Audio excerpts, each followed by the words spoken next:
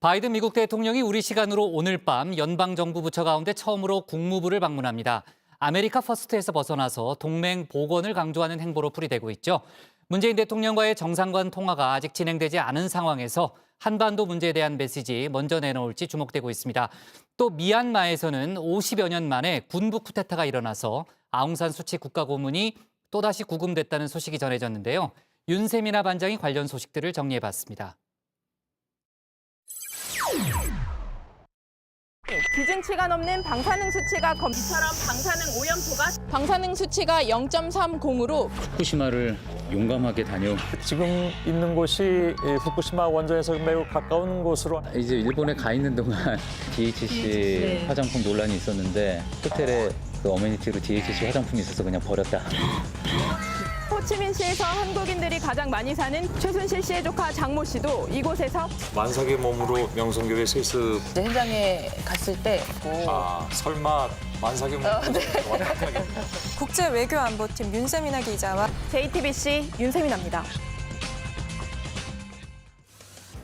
3개월 전 치열했던 미국 대선 기간 아무도 지정하진 않았지만 바이든 마크맨을 자처했던 저. 오랜만에 미국 얘기 한번 해보겠습니다. 오늘로 취임 2주차에 들어서는 바이든 미 대통령. 제가 매일 팔로우하던 후보 시절보다 더 바쁘게 살고 있는 것 같은데요. 미국 대통령 고유의 권한이죠. 행정명령을 쉼없이 쏟아내는가 하면 현재 미국에서 가장 급한 불, 코로나19 바이러스 확산에 대응에 전력하고 있습니다. 취임 첫날 연방 모든 건물에서 마스크 착용을 의무화하는 행정명령을 시작으로 현재까지 30건에 가까운 행정명령을 내린 건데요. 취임 이후 주말을 빼고는 매일 행정명령이나 각서, 그리고 포고령 같은 행정조처에 서명한 겁니다. We're in a national emergency.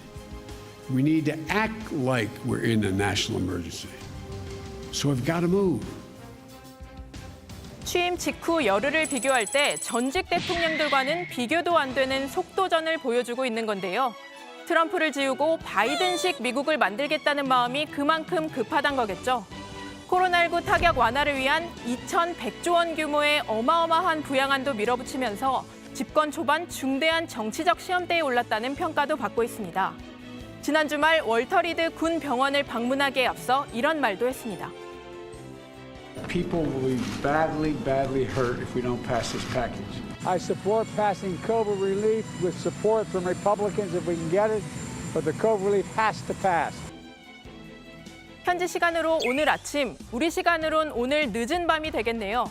바이든 대통령이 취임 이후 첫 연방부처 방문으로 국무부를 찾을 예정입니다.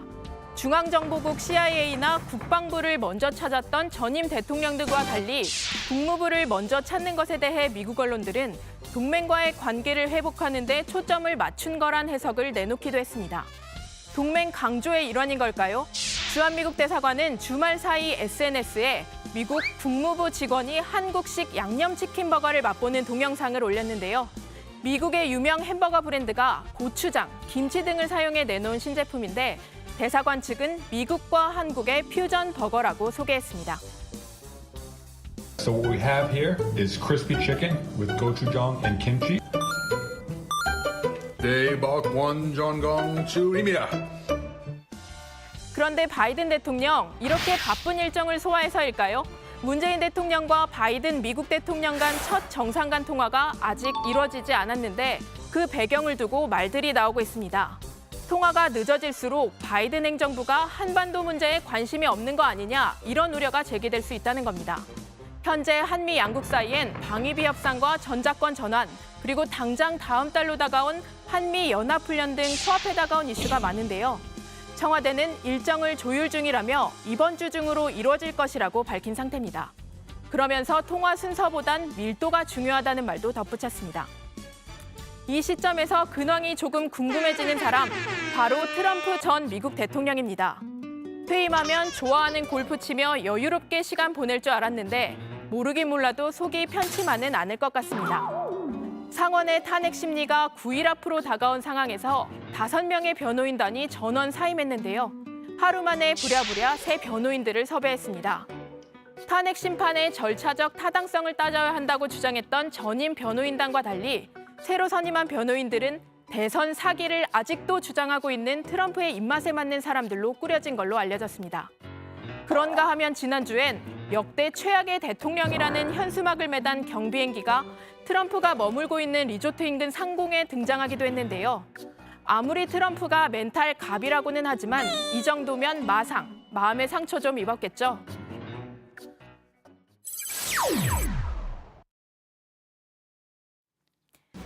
미얀마의 시계가 30년 전으로 되돌아갔습니다.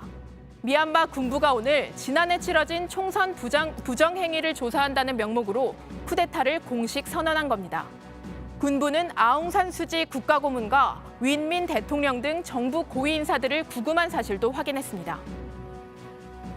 မဲစင်းများစစ်ဆေးအတည်ပြုခြင်းအပါအဝင်လိုအပ်သည့်အရေးယူဆောင်ရွက်မှုများပြုလုပ်နိုင်ရန်အတွက်ဖွဲ့စည်းပုံအခြေခံဥပဒေ2008ခုနှစ်ပုံမှန်418ပုံမှန်ခွဲကကြီးရန်နိုင်ငံတော်၏ဥပဒေပြုရေးအုပ်ချုပ်ရေးနှင့်တရားစီရင်ရေးအာဏာတို့အားတမတော်ကာကွယ်ရေးဦးစီးချုပ်ထံသို့လွှဲအပ်တောင်း 이로써 미얀마에선 지난 2015년 50년 이상 지속됐던 군부 집권을 끝낸 지 불과 5년 만에 군부가 다시 권력을 잡은 상황이 됐습니다. 앞서 아웅산 수지 고문이 이끈 민주주의 민족동맹은 지난해 11월 치러진 총선에서도 승리하면서 문민정부 2기를 열었었는데요.